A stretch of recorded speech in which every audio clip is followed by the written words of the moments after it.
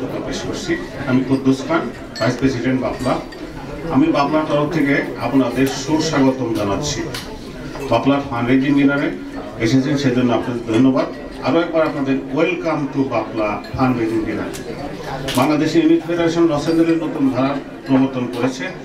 আপনারা জানেন লস অ্যাঞ্জেলেসের সাংস্কৃতিক সংগঠনগুলি কখনো নির্বাচন দেয় না। একবার প্রেসিডেন্ট নির্বাচিত হলে প্রেসিডেন্ট রাজা বলে যান, সেক্ষেত্রে বাবলা ব্যতিক্রম। প্রেসিডেন্ট মাত্র 1 বছরের জন্য নির্বাচিত হন। 2 জন নির্বাচিত প্রেসিডেন্ট মধ্যে কেউই 2 বার নির্বাচিত হতে চাননি। এখানে বাবলার শক্তি, প্রতিবার নতুন ক্যাবিনেট আসছেন, শক্তি বাড়ছে। এর জন্য ডক্টর মাহবুবকে ধন্যবাদ দেওয়া যেতে পারে।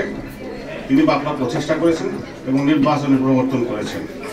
বাংলাদেশ জাতীয় চরিত্রের অল্প স্বল্প কিছু বাবলা তো রয়ে গেছে।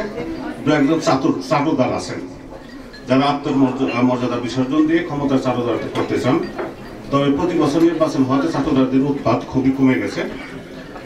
আবার 2-4 জন আছেন চালাকি করে নেতা হতে চান, কাজ কম চালাকি বেশি। সাফল্য তাদের ভালোভাবে নিয়ন্ত্রণ, বাবলা তাদের ভালোভাবে নিয়ন্ত্রণ করতে পারছে। সমস্যা কিছু আছে বটে, বাবলার প্রতি বছর নির্বাচন সমস্যাগুলোকে নিয়ন্ত্রণ করছে। বাবলার শুরুতে বলা হয়েছিল নির্বাচন দিলে বাবলা দ্বিধাবিভক্ত হবে। অনেকে নির্বাচন পরাজিত হয়ে কেটে পড়েছেন। আমি ব্যক্তিগতভাবে নির্বাচন দেওয়ার বিপক্ষে ছিলাম। বাবলার স্বপ্নদ্রষ্টা মাহবুব খান নির্বাচনের জন্য জোর করেছিলেন। এখন দেখা যাচ্ছে নির্বাচনই বাবলার শক্তি। কাজেই joy to Mahbub Khan, joy to মাহবুব খান।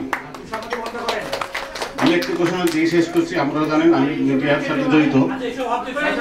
এবার প্যারেডের পরকালে আমাদের সংগঠন বিএনএন সাংবাদিক ইউনিয়ন একটি ম্যাগাজিন বেশ বড় করে বাবলা অবশ্যই নিজেকে একটি ম্যাগাজিন বের করবে।